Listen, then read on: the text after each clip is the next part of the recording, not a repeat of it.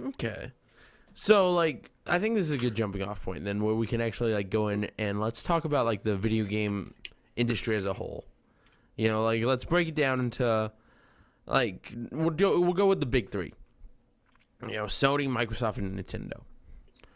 Because like I feel like this generation in particular has been amazing to watch unfold, with Nintendo starting off with the Wii U and it being starting death, basically being dead last. Yeah. No one predicted that the PS4 was going to be the way it was, and then you got Xbox kind of trying to do its own thing after colossally fumbling the ball. Yeah. So which one would you like to start with? Um, like Dior's choice. I'm gonna give it the guess. Like, if you want to start with your strongest one, if you want to start with the one that you know the least about, or whatever, whichever one you're more comfortable with. Because like I think each one of these can be a podcast in their own. You know what I mean? Yeah. But like I don't know, which one do you want to start with? Let's start with the PlayStation then. Okay, PlayStation it is. So, where do you stand with them? I mean, I have a PS4. I'm literally touching a PS4 right now. So It's like, like your safety blanket, and just yeah, got touch. yeah, like the PS4 has done shockingly well, like all things considered. It's clearly got room to improve, but like they just kind of crushed it coming out of the gate, and a big part of that is without question the fact that Xbox just ate so much shit. They like they I never seen a launch that botched outside of like maybe the Dreamcast.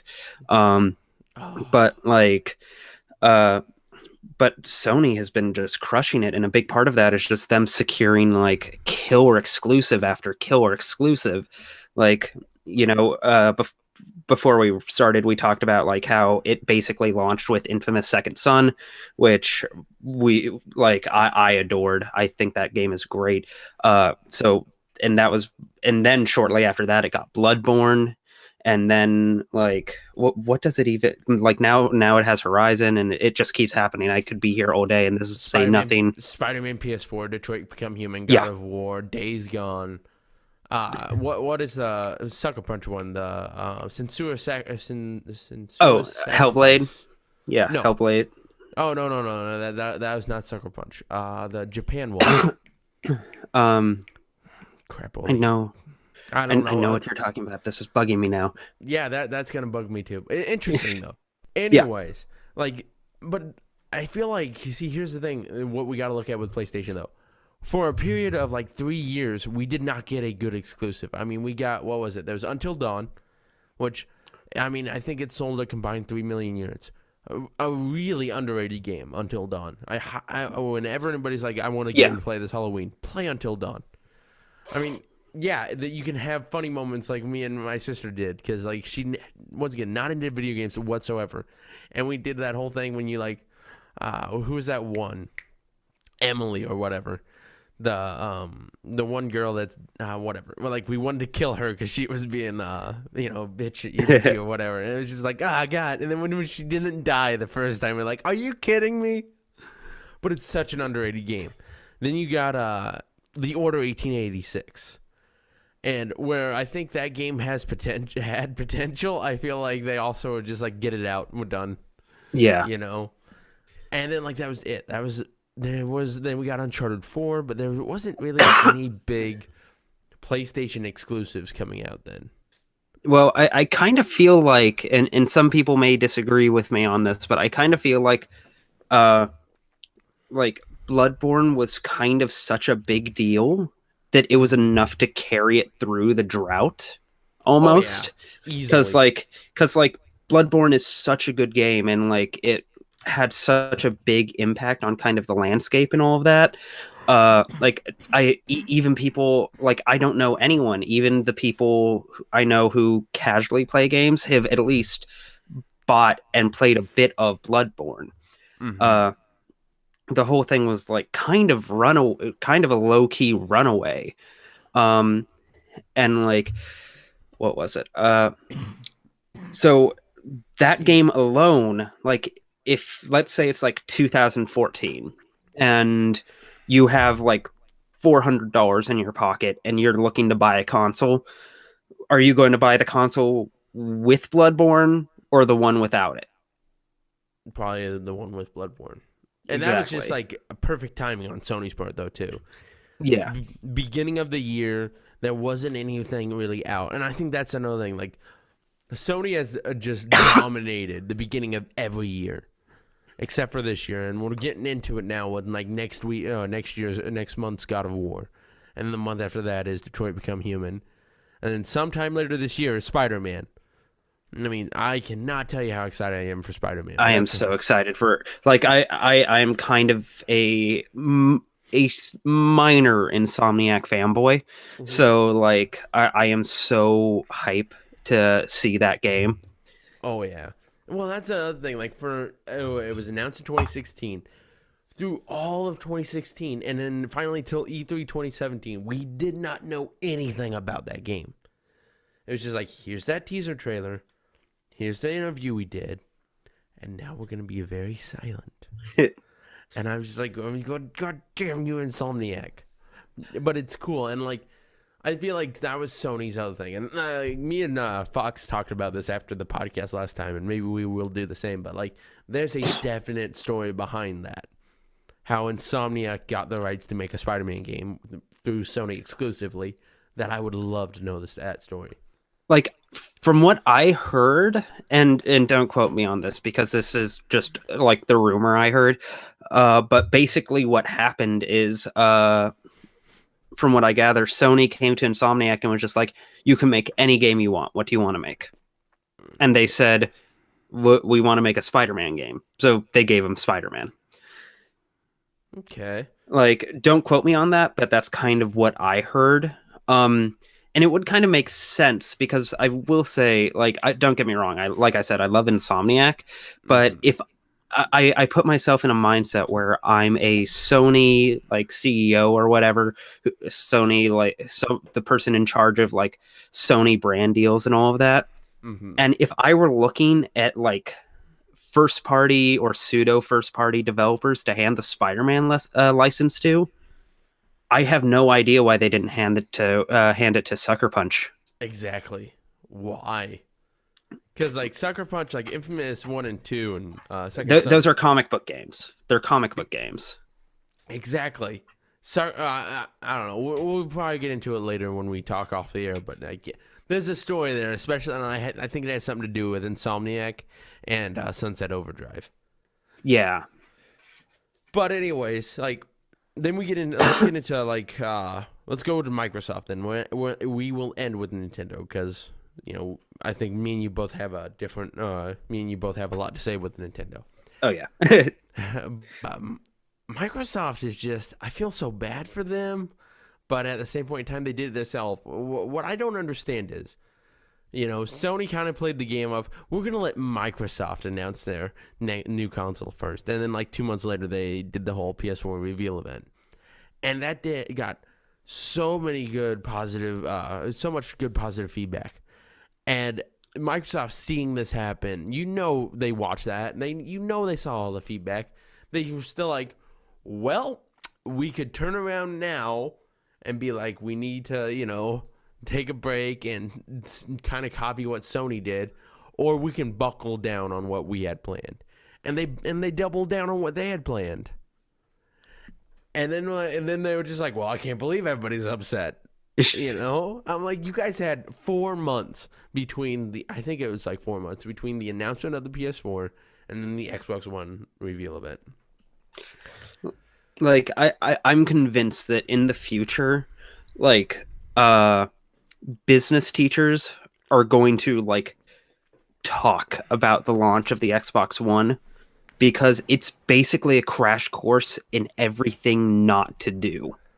Oh, yeah, that Like and that was like I was an Xbox fanboy for last generation, and like this generation, I bought an Xbox One first, and then I bought PS4. But I was just like, what were you guys thinking? it's like every wrong call, every like measuring of the zeitgeist they did, every crossroads they came to, they went with the wrong option. Exactly, and it was legitimately like, what's Sony doing right, and then we'll do the opposite because we got to be the opposite to Sony. We can't acknowledge it. And there was the whole used games controversy, the always online DRM, and you're just like, what were you thinking, Microsoft? Well, the way I kind of read the whole situation is Microsoft came into it in much the same way that Sony came into the last console cycle. Uh, i.e., they were coming off of an era where they had more or less unchecked dominance within the markets they gave a shit about. Mm-hmm. And as a result, they kind of just assumed they were bulletproof. And they were not bulletproof. Not at all. No, like it's that kind of arrogance, the same kind of arrogance that leads you to try and sell your console for $600 Oh is the my. same kind of arrogance that leads you to demand that to say that, like, for your fans who don't have internet, they should just stick with your old product. Like, that's the level of arrogance. You know, the people at Sony that E3 were dancing when they came out with the $500 price, or the $500 price tag. You know, they Oh were just yeah, like, no, like oh boy. the second like everything about the like Xbox One came out, they immediate I if I worked at Sony, I would immediately book a jacuzzi and the most expensive bottle of bubbly I could get. Yeah. Like, Oh. And then like this last E3, I mean, we got to talk about this last E3 because like we're gonna go a day ahead of Sony, and let's be honest, Sony's E3 press conference was not like the best, and like it was nowhere near as good as 2016. But when they were like, we're gonna go a day ahead of Sony, we're gonna get out there because we got so many great things to announce, and like you guys announced a Porsche. You guys did something with Crackdown 3 and tried to announce a release date, which we all knew you were not going to hit. And then you did Ori and the Blind Forest too. The Ori and the Whisper of the Willows or whatever. That yeah. game I'm actually excited for. But like that was it. And you guys like seriously, and now they're doing it again this year. And then the Xbox One X launch or the release, the whole like, oh my god, look at this Xbox One, this Project Scorpio. They were taking it pretty much as the new Xbox console until like a couple months before the reveal event. And I'm just like, what, guys? Okay, now I'm not bashing the Xbox One X because believe it or not, yesterday I actually went out and I got an Xbox One X because my No. Xbox died like 3 months ago, and I was like, oh fuck it, I want to play. I want to play some Xbox games, but Yeah. but seriously, you guys then it's like you guys didn't learn anything from your previous launches. We're gonna launch it at $600 or $500 again because we're just that smart. We're going to launch it with no game that's worth getting because once again we're just that smart.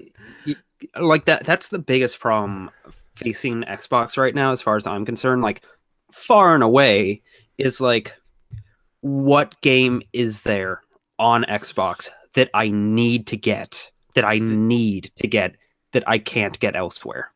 State of Decay 2, but then again you can buy that on the PC. Yeah, there we go. Yeah, and I think that's the other thing. Like they don't. Okay, one Xbox has what 7 first party studios compared to Sony's like 13. And then they did the whole Xbox Play Anywhere thing, which is like, oh well, you can make an Xbox account or you can just buy it on PC, and well, there you go. I'm like, excuse me, you're giving me absolutely no reason to own that Xbox. The only Yeah, I reason mean, the only reason eh, why I bought it is because I have an extensive collection of Xbox 360 and Xbox One games. That's it.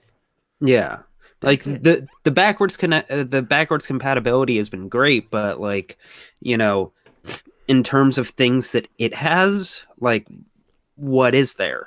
Like, Yeah. and they just keep canceling every exclusive they get. Like, I know Sony supported The Last Guardian for 10 years. uh, Microsoft canceled Scalebound after 2. yeah, like it's It's so exasperating because I do think the like I've used the Xbox One a fair amount, and I do think the product itself is actually pretty solid, especially at this point. Mm-hmm. Um, but it's one of those things where it's just like, it comes back to what I said. If you and I like were, say, our house is burnt down or whatever, but Okay. we got like $10,000 to kind of rebuild our lives, and we have $400 in our pocket to buy a new console. Which PS4 one are you Pro. going to buy? Yeah, PS4 like Pro. no hesitation, no hesitation Yeah. whatsoever. Like, It's ridiculous, and it's all micro. And like, don't get me wrong, the Horizon looks good for Microsoft. Like this E3's kind of got me excited because once again, making some stupid decisions. We're going in front of Sony again. Okay, that worked out great for you the last two times, you guys. But anyways, like, well, now we're gonna host our E3 off to the side of E3. We're still gonna have a booth in E3, but we're also gonna have like our own little convention. they're going to have their own little special mini E3 Yeah, where they can have Usher perform for the next like 12 hours. okay, but guys, you're gonna okay. Their E3 press conference better be freaking amazing this year, or else I am gonna be very upset. Because I'm like, guys, you need to come out and be like, you can only play these games on Xbox One X. Because Yeah. like, even though I got one, and once again, it's because I have a 4K television. I had a bunch of GameStop points, so I was able to get it a lot cheaper. And I wanted an Xbox because I want, backwards compatibility and all that. So I had enough reasons to, and I got it for like $200 off. So I'm not that deeply invested in it.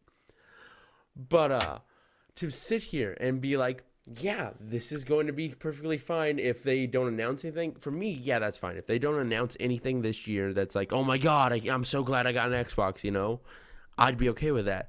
But for the guy that went out and supported the Xbox One X at launch, I was like, this is a new Xbox. They're gonna bring out so many new games and be amazing. I'm gonna feel really bad for that guy when it's just like crickets. Yeah, like I just don't see what's there. I don't I like and I will say like from the consumer perspective, for me this is a great situation because I don't feel like I'm missing out on anything. I don't have to start like mentally calculating how I'm going to afford the $500 to buy a new console and the games that I want and all of that, and I don't have to make space and blah blah blah. Yeah, So like as a consumer, like this is kind of a cool situation for me because everything worthwhile, like, well, rather 99% of the things that are worthwhile on the Xbox One, I can just get elsewhere, be it PC or the PS4. yeah. Um, but like, just looking at it through a business lens, it's just like, dude, you're on the ropes. Like Yeah. I've heard more than a couple times that there are rumors about the Xbox brand potentially getting sold to Amazon, Oh and boy. yeah, like I would not be surprised. I like, especially since like from Microsoft's end, as a broader company, Xbox has done nothing but ever lose them money. Yeah. I personally, I think more like Steam would want to buy the Microsoft brand or whatever. I could see Steam and Microsoft working good together. Yeah, I think that'd be interesting, but then again, I don't. Well, that's also. Uh, I genuinely don't know if Valve can afford it because Valve does have like endless money, but not like Microsoft endless money. You know what I mean? Yeah.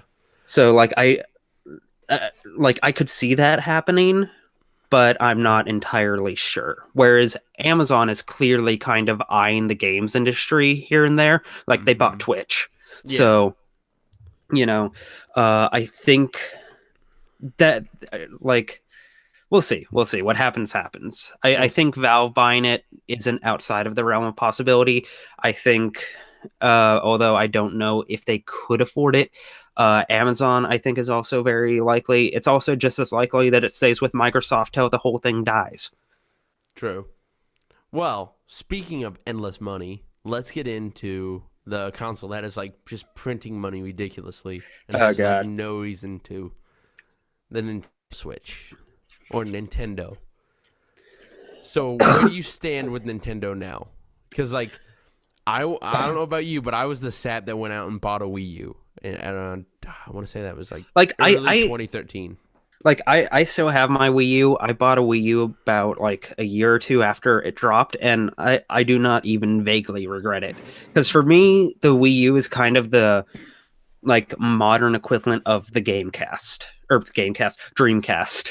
Uh where it's one of those things where it's like it didn't blow up the world. It was kind of a failure, but it also had some of the best games like ever on it. Oh yeah, I don't get me wrong. I love my Wii U. It is still hooked up to my TV today.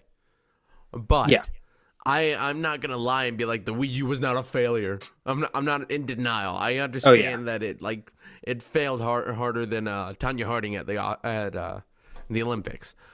But I understand that. But I'm just like, oh my god, to see Nintendo go from the Wii U, which was I don't know if you how attached were you, like, reading the articles when everybody was like the Wii U's gonna be the end of Nintendo. You couldn't go like a month without hearing that. Yeah, no, I remember all of those articles, all of the doomsaying, and like even at the time, I thought it was a bit silly because like this isn't the first time. Like everyone loves the GameCube now, but the Yeah. reality of the matter is the GameCube was also kind of like a failure. Not as big of a one, but it did not do well in the face of the PS2 and the Xbox. Oh no, I think the Wii U is gonna be like the GameCube in like 5-6 years, where everybody's just like, oh my god, it was such an underrated console. It had so many great games, and I can't wait till that day to be like, where were you guys when it was out, huh?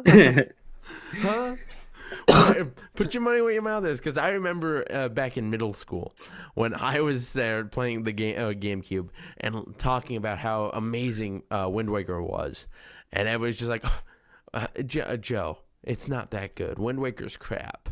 And now it's like everybody's coming out of the woodwork. Same with Majora's Mask. Oh my God, Wind Waker and Majora's Mask are like the best Zelda games. But to see Nintendo go from that doom and gloom state to now having a console that has sold over 14 million units in a year, it's ridiculous. Yeah. And I mean, let's be honest, a large portion of the success of the Switch was from its launch lineup. Okay, we're launching at this time, and we're gonna have Breath of the Wild at launch. A month later, we're gonna have what was it, Mario Kart 8. A month after that was Splatoon 2. A month after that was Mario Plus Rabbids. A month after that was Fire Emblem, and then a month after that was Odyssey, and we'll wrap up with Xenoblade. Yeah, like if the Switch was real, like definitive proof, not that there was any proof needed, but like it's a lesson that like Microsoft and even to a degree Sony just never internalize and never really execute on is games matter. Like it's weird, but games kind of matter. It's and almost like if you put out a good game, people will want to play it, and Yeah, and they will throw down like I mean, I bought a PS4 coming back to Bloodborne. I bought a PS4 for Bloodborne. I bought that literally my mindset was I don't care if I buy this and never play another thing on it. I will gleefully pay like $300 to be able to play Bloodborne. And like the Switch like just came out with a ton of games like that. Like yeah. I mean, okay, don't get me wrong. We talked about this before, but like Super Mario Odyssey and The Legend of Zelda are good games, and Breath of the Wild are good games, I should say. yeah. But I feel like they are just drastically overrated, though. Like they are solid 7 to 8s. They are not these 9s and 10s that are perfect masterpieces, But like the fact of the matter is, they came out with a good game after good game. There was like, okay, a month after launch, they had freaking Mario Kart 8. Excuse me. Yeah. And a lot of this success couldn't have been done without the failures of you, though. Yeah, because a lot of the most successful games right now for the Switch are games that were either planned for or were on the Wii U. Yeah, Mario Kart 8. You cannot tell me that Odyssey was not planned to be the Wii U's 3D Mario game. Like you Well, can't. with that, from what I gather, Nintendo personally considers 3D World the 3D Mario game. Yeah, but let's be 100% honest here, okay? That Super Mario Odyssey was in development for the Wii U. And then Yeah. before they were even announcing it, they're like, the Wii U's tanking. We are not putting this there. Save it for the launch of our new console. And it's just like, we're at a position now, though, and I'm thinking, like, what does Nintendo have for the rest of the year? And yeah, we just got Smash. But, like, that's one good game out, and that's definitely going to launch in the fall with the online service. So what are we going to have in the next, what was it? So let's say Smash launches in October. Yeah. And we're in March right now. So what are we going to have for the next 7 months? I think. Well, We I got know. Hyrule Warriors and Donkey Kong Country Tropical Freeze. Those are two big. Kirby Star Allies. I think it's happening. Yeah, but that's not like I'm talking about like system sellers, like Yeah. Odyssey and all that were. Because Nintendo obviously has a plan because they came out. Well, With, like, actually, like now that I think about it, Dark Souls is happening, which it's a re-release, but it's a re-release. It's its first release on a portable console. that's true. I'm actually gonna buy. That's gonna be my first experience with Dark Souls for the Oh, PS4. For the PS. I'm so jealous of you. I wish I could experience that game for the first time again. Kill the dogs first. You'll know what I mean. You'll know what I mean when it comes up. Kill the dogs first. I played like a combined 30 minutes of Bloodborne, and I got my shit wrecked all the time. But I enjoyed it. I once again I enjoyed it. It just time and all that took advantage and took it away. And surprisingly, I've managed to stay away from spoilers from Bloodborne from the entire time. I bought that game at launch, and I managed to stay away from all the spoilers. Well, I will say it's one of those games that's kind of hard to spoil because everything is so interlocked and complex. Like it's one of those things where if I told you that, like, oh, this character is actually part of this faction, I would then have to spend the next 15 minutes explaining what that faction is and how they connect to the world. You know what I mean? Okay. But I'm excited, and like Bloodborne is definitely one of those games where I'm just like, I gotta get back to it. Oh yeah. And like maybe that game may actually, like, I remember after I played it, I was just like, I think that might be the best game I've ever played. Like, even now, like, I don't know if it's my favorite game, but I try and think of games that are more tightly constructed in every single, like, way imaginable. And I'm coming up blank. Like, maybe Morrowind, maybe. Okay. Skyrim. Like I like Skyrim. I'm not one of the Skyrim, like, I'm not like on the burn down Skyrim camp, but like Skyrim doesn't feed back into itself in the way that like Morrowind or Bloodborne do, where is like everything in Bloodborne feeds back into that cosmic horror tone. Everything about it feeds back into that Victorian kind of Bram Stoker feel, and just this like sense of eldritch kind of hatred and all of that. Whereas like Skyrim, it can be very disparate. It doesn't have doesn't have one unifying theme for the most part. And that's kind of what I mean. Like, everything about Bloodborne is really cohesive and feeds back into like each other. It reinforces itself. Yeah, and like that's one thing that I've like everybody who's played Bloodborne is just like, you need to play Bloodborne. And I'm like, I will. I just got to get the time, and it's never worked out. But it's definitely like exciting, especially like I'm trying to get into streaming. Maybe that's one game I'll have to stream. I'll get my ass kicked, but no, well. There's gonna be a Bloodborne 2 announced at E3. Oh God, I'm like, it's already been soft announced, and I need it in my life so badly. Like, yeah, that game's not coming out until like next year, though, right?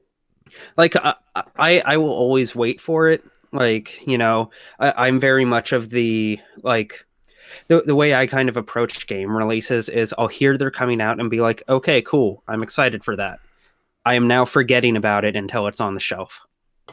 Yeah, that's me Yeah. too. Because I'm just like this, and people get all upset. Where's this game? I'm like, dude, it's that infamous, or not infamous, but the famous Shigeru Miyamoto quote or whatever, where a good game is good forever, a bad game is bad, or a bad game is bad forever, but a delayed game can be good, or whatever, Yeah, something along that exactly. line. And I'm like, that's why when everybody's like freaking out about delays, I'm just like, guys, just give them the time to make the game.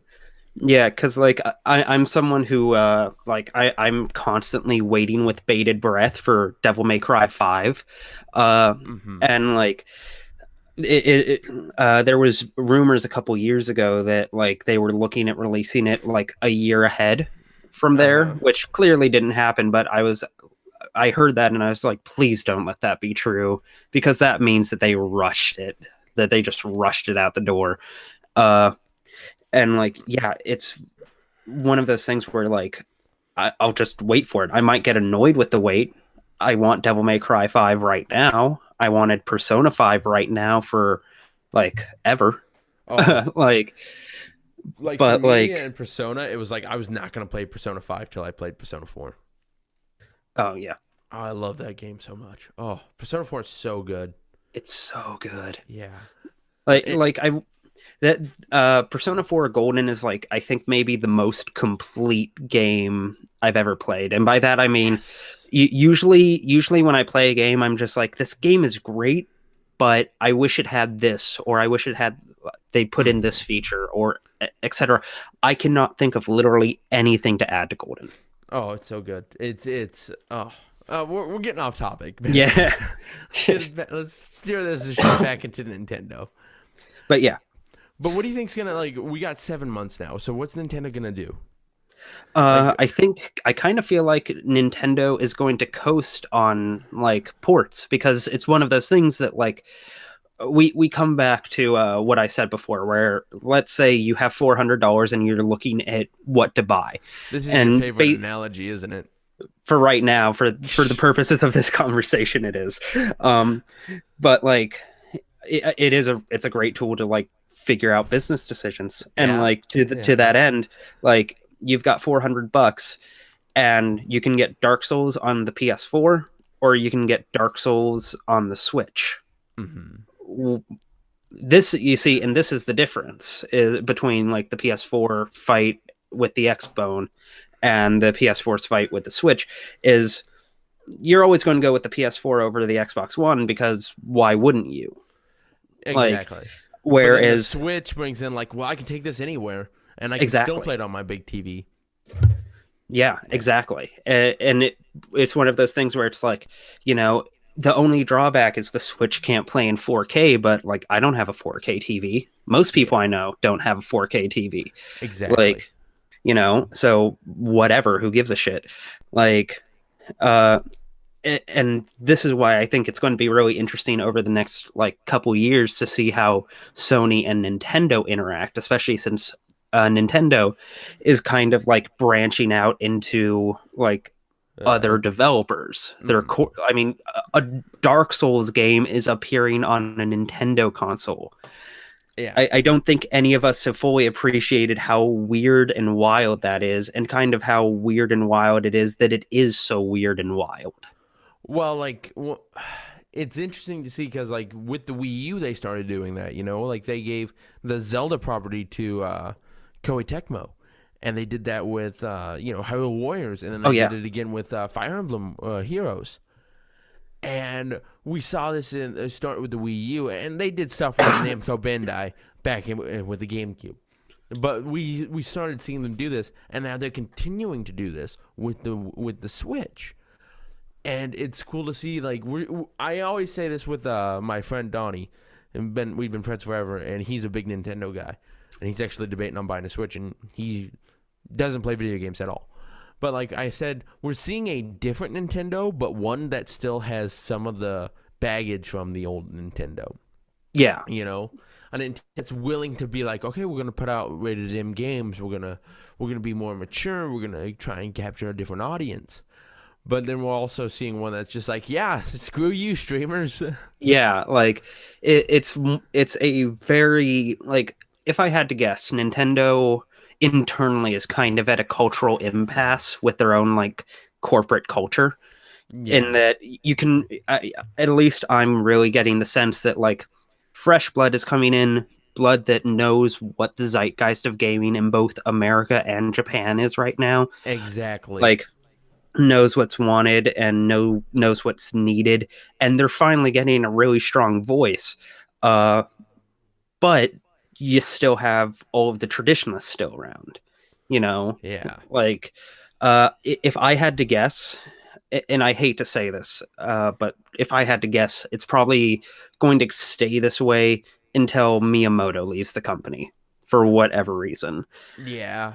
Because, Uh, like, yeah. near as I can tell, he's kind of like the last of the old guard. Hmm. And he's a big reason that Nintendo is kind of stuck with a lot of those traditionalist, old school, like 80s style business tactics. Yeah. And but see, here's another thing we need to look at though. Like with Nintendo having such success with the Wii, well, not with the Wii U, but with the Switch. You know, Do you remember like what was it last year? Sometime a patent was leaked or found from Sony, and it's a Switch-like device for a handheld that has detachable like PlayStation controllers. Do you think we're gonna be seeing that then, or do you think Sony's done with handhelds? I do not know. I genuinely do not know. Like Because I think I Sony's crazy enough to do it. I think yeah, Sony's like, well, we're making so much money with the PS4, you know, let's like we can try it, you because know. like I on the one hand, like if I worked at Sony and I was in charge of the business end of all of that, I would probably say no to it. But then again, I probably also would have said no to the Vita. You know, Yeah. clearly they don't care that much for whatever reason. Uh, whether or not the handheld will be successful, they seem almost more concerned with like having one. And likewise, uh, Sony is definitely one to chase trends, like very thoroughly. Hmm. Like I we all remember PlayStation Move and all of that, which is Yeah. basically just stealing the Kinect and the Wiimote. Like clearly they have no shame on that front. Uh, they're they're the only of the three console manufacturers to really throw down on VR. So like yeah, they have no qualms with like chasing trends and doing what's popular in the moment. So I wouldn't be surprised if that happened. Will Hmm. it be successful? Like that, I think is going to be more interesting because, like, I've long contested that like Sony could very easily have the best handheld in the world if they just let themselves. The Yeah. Vita, like to this day, I don't know why they didn't just drop the PS1 library on the Vita and call it a day. I know. I Because love the Vita. It's an amazing handheld. I've never seen any product with more potential that wasn't met. Like, it's Yeah. unreal.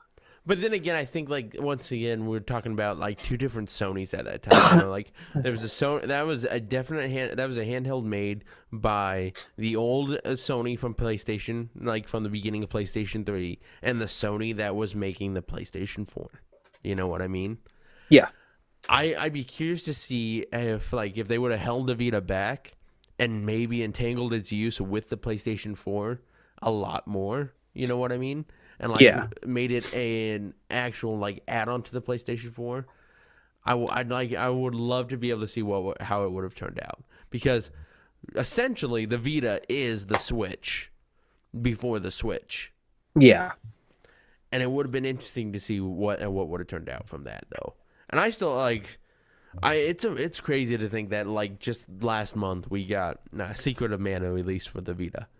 So there's there's people still there getting games put on the Vita because like I know indie people are like, yeah, the Vita, like we sell a lot of like indie games just from the Vita. And now we're seeing that a lot more with the Switch because like I believe what was it? Like Stardew Valley and Tom Happ from Yeah, Verge like came out and said like they sold ridiculously good on the Switch. yeah, like the Vita until the release of the Switch was kind of the best place to play a lot of indie games because I remember like Salt and Sanctuary got announced, and I was just like, it turned like it. I was sure it would be a good game, but I didn't know how I'd feel about sitting in front of a PS4 playing it. But Mm-hmm. as a Vita game, I've adored it. Yeah. I get to essentially play 2D Dark Souls on the go, and it's like, but Nintendo kind of like took that and ran with it and made a better product, and Yeah, now they own the world.